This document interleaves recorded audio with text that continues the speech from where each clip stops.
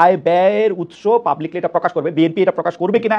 এক নম্বর কথা, আমি বিএনপির ওয়েবসাইটে প্রতিদিন যাই, আমি এরকম কোনো কিছু লক্ষণ দেখি না। এবং বিএনপির শীর্ষ নেতারা কিভাবে জীবন নির্বাহ করেন, আমি যেমন গত প্রধানমন্ত্রীর মন্ত্রী পরিষদকে প্রায় জিজ্ঞেস করতাম যে তারা মানে ফার্স্ট ফ্যামিলি অর্থাৎ শেখ হাসিনা এবং তার ছেলেমেয়েরা কোনো ধরনের ব্যবসা বাণিজ্যের সাথে যুক্ত কিনা, তাদের আয়ের উৎস কি। তেমনভাবে আপনাদেরও জিজ্ঞেস করতে চাই যে আসলে মানে জনাব তারেক রহমানের আয়ের উৎস আসলে কি। আপনি বাংলাদেশের সবচেয়ে, আমার ধারণা এখন সবচেয়ে বেশি আয় যারা করেন সেই আইনজীবীদের একজন, আপনি জানেন যে আয় এবং ব্যয় কাকে বলে, এটা কি রকম ঘটনাটা একটু যদি বলেন আমাদেরকে। না, আপনি যেমনটি বলেন বিএনপির একজন প্রতিনিধি হিসেবে, আমি তো বিএনপির কেন্দ্রীয় কমিটির সদস্য, আমাকে জিজ্ঞেস করেন, আমার একমাত্র পেশা আইন পেশা। আপনারা জিজ্ঞেস করে তো আপনি তারেক রহমানের কথা বলেন, আমি জানি। শুনেন, আমার দলের নেতা তাকে এই প্রশ্নটা আপনি করবেন। আমার মনে হয় বাংলাদেশে তাকে তো পাই না আজকে না, কিন্তু আপনার মাধ্যমে আপনি বলে রাখি, তাকে আমি পাই না আজকে না, কিন্তু তিনি যখন টিভিতে নিষিদ্ধ, কেউ তাকে টিভিতে দেখায় না, সে গত 5 বছর 6 বছর 7 বছর ধরে আমি তার একটা ইন্টারভিউ আমি আপনাকে আমি বহুবার বলছি, ইউ নো দ্যাট। এবং আমি আপনাকে বলি, সুতরাং আমার দলের নেতা তার নিশ্চয়ই তিনি বৈধ উৎস এবং আছেন, এবং এই প্রশ্নটি তাকে করবেন। এ ব্যাপারে আমি এতটুকু বলতে পারি, আমাদের নেতা এবং তিনি তার পরিবারের সদস্য এবং তাদের একজন বিএনপি নেতা বলেছেন যে ডক্টর জুবাইদা রহমান এবং ব্যারিস্টার জাইমা রহমান তারা যেহেতু আয় করেন, সুতরাং তারেক রহমান সাহেবকে রাজনীতির দিকে মনোযোগ দিলেও চলে। আমি তো এতটুকুই বললাম যে তাদের পরিবারের অন্যান্য সদস্য কর্মক্ষম উপার্জনক্ষম মানুষ আছে, এর বাইরে আমাদের আমার বিষয়টি তাকে জিজ্ঞেস করেন। আপনি যে কথাটি বলছিলেন সে কথাটি নাসিরউদ্দিন পাটোয়ারির যে সমস্ত কথাগুলো সেগুলো মোর অন থিওরি। আমি নিজের থিওরিতে অতটা চেয়ে বড় কথা হচ্ছে বাংলাদেশের আর্থসামাজিক অবস্থা বিবেচনা করে আমি একটা মন্তব্য করার চেষ্টা করি। যেমনটি আপনি বলেছেন, এটা বাস্তব কথা, যে আমি সে কথা বলছিলাম যে আওয়ামী লীগ বিরোধী যে শিবির, সেই শিবিরের নেতৃত্ব দিত বিএনপি। এখন আওয়ামী লীগের অনুপস্থিতিতে এই শিবিরের ভোটের মধ্যে তো অবশ্যই একটা টানাপোড়েন থাকবে, এবং এই টানাপোড়েনটা থাকাটা অত্যন্ত স্বাভাবিক, এটা গণতন্ত্রের সৌন্দর্য। আপনি তারেক রহমানের বক্তব্য রেফারেন্স দিয়ে যে কথাটি বারবার বলছিলেন, যে তিনি বলছেন আগামী নির্বাচন অত্যন্ত প্রতিদ্বন্দ্বিতাপূর্ণ, অনেক কঠিন হবে, এই কঠিনের একটা কারণ হচ্ছে ভোটারদের মন জয় করা।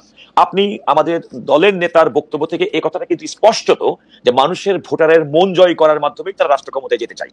এটা বাংলাদেশের মানুষের জন্য একটা আশ্বস্ত হওয়ার বিষয়। তার দলের নেতৃবৃন্দকে যখন তিনি এভাবে অ্যালার্ট করেন, প্রকারান্তরে এই কথাই বোঝাতে চান যে ভোট ছাড়া অন্য কোন প্রক্রিয়ায় আমাদের রাজনৈতিক দল হিসেবে রাষ্ট্র ক্ষমতার দায়িত্ব পাওয়ার কোনো সুযোগ নেই। That is plain and simple.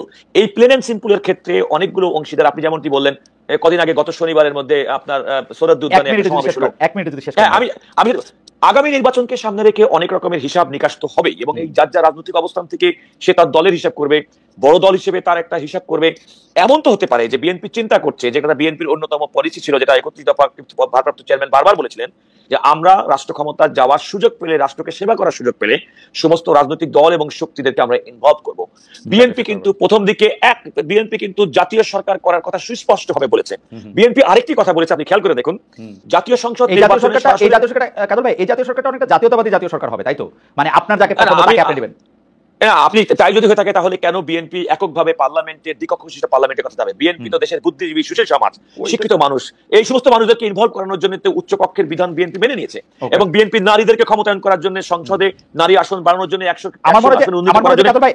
কাজল ভাই, এইটা আরেকদিন আপনি কেন্দ্রীয় সদস্য হিসেবে আমরা আরেকদিন আপনার কাছে স্পষ্ট করব। আর্থিক স্বচ্ছতার প্রসঙ্গটা যদি আপনি একটু বলেন, যে আর্থিক স্বচ্ছতার জায়গাটা ঠিক আছে। আমি আপনাকে বলি, আমি যতটুকু পার্টি হিসেবে Patwari, if I am not wrong, যতটুকু আমার জানা মতে প্রত্যেকটা রাজনৈতিক দল, নিবন্ধিত রাজনৈতিক দলের প্রত্যেক বছরের আয় ব্যয়ের হিসেব নির্বাচন কমিশনে জমা দিতে হয়। আমার জানা মতে বিএনপি গত বছরের আয় ব্যয়ের হিসাব নির্বাচন কমিশনকে জমা দিয়েছে।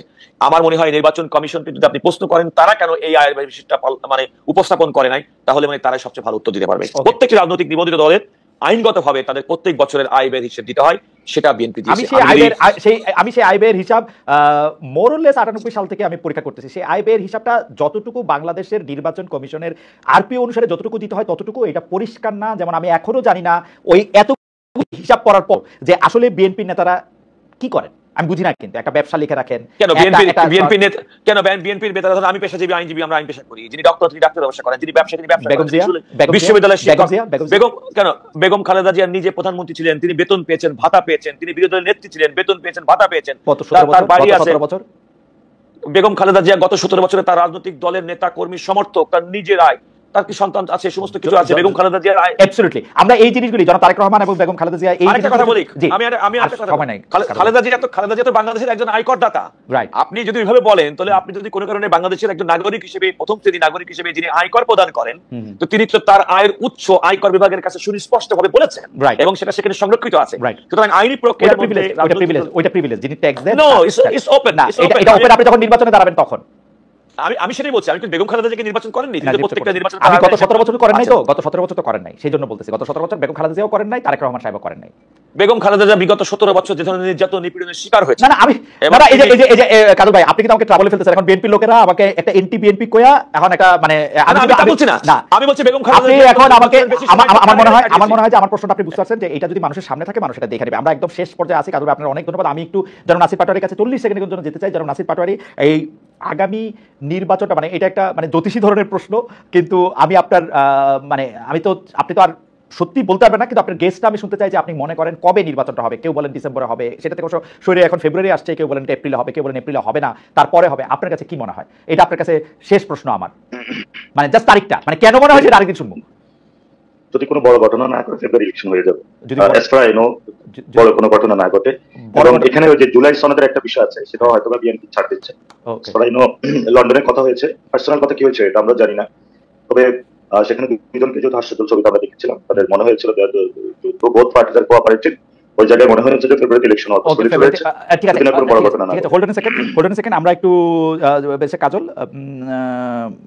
আপনার কাছ থেকে একটু জানতে চাই জ্যোতিষী প্রশ্নটা, আপনার কাছে কি মনে হয় ফেব্রুয়ারি এপ্রিল তারপরে? না, আপনি কিন্তু খালেদ খেয়াল করে দেখবেন, লন্ডনে বা বিএনপির ভারপ্রাপ্ত চেয়ারম্যান জনাব তারেক রহমানের সঙ্গে ডক্টর মোহাম্মদ ইউনূসের বক্তব্যের পরিপ্রেক্ষিতে লিখিতভাবে স্টেটমেন্ট করে বলা হচ্ছে দুজন সিদ্ধান্ত গ্রহণ করেছে। আচ্ছা, আপনি মনে করছেন ফেব্রুয়ারিতে ইলেকশন হবে, তাই তো? আমি এই কারণে মনে করি যে বাংলাদেশের জুলাই আগস্টের গণ বিস্ফোরণের পরবর্তীতে এই দেশের মানুষের কাছে গ্রহণযোগ্য ব্যক্তি হিসেবে ডক্টর মোহাম্মদ ইউনূস রাষ্ট্র দায়িত্ব পালন করছেন এবং তার কথার একটা মূল্য আছে। তিনি যেটা বলেছেন যে নির্বাচনটি হবে এবং সেটি ফেব্রুয়ারি পর্যন্ত লন্ডনে বসে যে যৌথ বিবৃতি, আমি সেটার উপর আস্থা রাখতে চাই, আমি মনে করি এর ব্যত্যয় ঘটার কোনো কারণ। আজকের অনুষ্ঠানে আপনি শেষ কথা বলবেন, আপনি 2 সেকেন্ড না, আপনি 30 সেকেন্ড বলেন। এনসিপি নিবন্ধন চেয়েছে, সব জায়গায় আসলে নির্বাচনী কার্যক্রম শুরু করেছে। নতুন রাজনৈতিক দল হিসেবে আপনি আমাদের অভিনন্দন জানবেন আপনার দলের পক্ষ থেকে, এবং নির্বাচনকে সামনে রেখে জনগণের উদ্দেশ্যে আপনি কি বলতে চান? আপনি 30 সেকেন্ড বলেন, কিন্তু প্লিজ 30 সেকেন্ডই বলেন। আপনি 2 সেকেন্ড ছিলেন, 30 সেকেন্ড বলেন। প্রথমত লন্ডনে যে বৈঠকটা হয়েছিল বিএনপি এবং গভর্নমেন্টের, যে বোথ পার্টি যেটা হয়েছে, এটা বাংলাদেশের ইতিহাসে প্রথম, এই ধরনের হয় নাই। ওইটার কারণে এটা বিএনপিও ভুল করেছে, সরকারও ভুল করেছে। ওইটার কারণে বাংলাদেশের যে পার্টিগুলো আছে তাদের নেতৃবৃন্দের সাথে আমাদের কথা হয়েছে, টানাপোড়েন করেছে। দুই পক্ষে লন্ডনে যে মিটিংটা করেছে নির্বাচনের সামনে রেখে এনসিপি ভোটারদের জন্য বা নতুন যারা আপনি দল হিসেবে মানে জনগণের উদ্দেশ্যে বলেন, আপনি আমার ধারণা এবারে জোকস এপার্ট, আপনি 30 সেকেন্ড বললেন জোকস এপার্ট, মানে এটা জোকটা একটু বলি। আমার ধারণা এনসিপি যদি কোনোদিন ক্ষমতায় আসে, আওয়ামী লীগের একটা কিন্তু বিএনপি মন্ত্রী থাকতো যার কাজ ছিল খালি বিএনপির সমালোচনা করা, বিএনপির এই করা। ধরুন হাসান মাহমুদ এই দায়িত্ব পালন করছেন বেশ কিছুদিন নিষ্ঠার সাথে, হাসানুল হক কিছুদিন এই দায়িত্ব পালন করছেন। আমার ধারণা এনসিপি ক্ষমতায় আসলে আমার প্রিয় নাসিরউদ্দিন পাটোয়ারী হবেন বিএনপি মন্ত্রী, কারণ উনি সারাক্ষণ বিএনপি সমালোচনা করেন। আমি বিএনপি সমালোচনা না, আমি জাস্ট বলতে চাইছি ভোটারদের কাছে এনসিপি বা জনাব নাসিরউদ্দিন পাটোয়ারী কি আহ্বান জানাবেন, আপনি যদি 30 সেকেন্ড একটু বলেন, কারণ নতুন রাজনৈতিক দল হিসেবে আমাদের মনে হয় আমাদের সবার কর্তব্য এনসিপি। আমি ভবিষ্যতে হলে আমি বলি, আপনি যেটা বলেছেন, আমি ভবিষ্যতে আমার অনেক কাজ আছে, maybe I have to take the responsibility of আমাদের ডিসিপ্লিনারি, সো আপনাকে আমি আগে ইঙ্গিত দিতে পারি মানে আমি কি বলতে চাচ্ছি। আরেকটা যে বিষয়টা আপনি বলেছেন, আমরা মানুষের দুয়ারে দুয়ারে যাচ্ছি, আমাদের যেমন ভোটার কেন্দ্রিক রাজনীতি হচ্ছে, আমাদের দেশটা কিছু পরিবর্তন হয়নি। ফলত আমাদের ন্যাশন এবং স্টেটের জায়গায় আমরা মনে করি অনেক কাজ করতে হবে। শুধু যদি ভোট পেয়ে পার্লামেন্টে গিয়ে এলাকায় কোন জায়গায় কালভার্ট, ব্রিজ হয়েছে, দুর্নীতি, এই জায়গাটা থেকে বের হয়ে আমরা দেশটা পুনর্গঠনের কাজে, সেই জায়গায় যদি এনসিপির ঘরে একটি আসন না আসে, আমরা এই লড়াইটা যদি চালিয়ে যাই, আমরা মনে করি যে আগামীতে আমরা সরকার গঠন করতে পারবো। পিপল আমাদের কাছে ওই বিষয়টা এক্সপেক্ট করে বা আশা করে, আমরা মানুষের ওই আশার জন্য কাজ করে যাচ্ছি। পুরো বাংলাদেশের মানুষ, আপনারা যারা শুনছেন, বিএনপির লিডারশিপ নয়, যারা বিএনপির নেতা কর্মী, যারা আপনারা নিপীড়িত হয়েছিলেন, আপনাদের যাদেরকে আমরা মুক্ত করে দিয়েছি, লড়াই করে দিয়েছি, আপনাদেরকে আমরা পাশে চাই। জামাতের যারা বিভিন্ন নেতা কর্মী, জামাতের থাকবেন, এনসিপি বাংলাদেশে নতুন ভাবে নেতৃত্ব দিবে। আমাকে 1 মিনিট সময় দিবেন। না আর সময় নাই, আপনি 30 সেকেন্ড বলবো। এনসিপি কাজল ভাই, আপনি এনসিপিতে আসতে পারেন ইনশাআল্লাহ। আমি খালেদ, আমি শুধুমাত্র এতটুকু বলবো, জুলাই আগস্ট আন্দোলনের নাসিরউদ্দিন পাটোয়ারী এবং তার যারা কমরেড যারা ছিল, তাদেরকে আমরা যে চোখে সাধারণ মানুষ সর্বজন গ্রহণযোগ্য দেখতাম, এনসিপি নাসিরউদ্দিন পাটোয়ারীকে কিন্তু চিহ্নিত করতে হবে একটা রাজনৈতিক দলের নেতা হিসেবে। সুতরাং যে সার্বজনীনতা 2024 সালে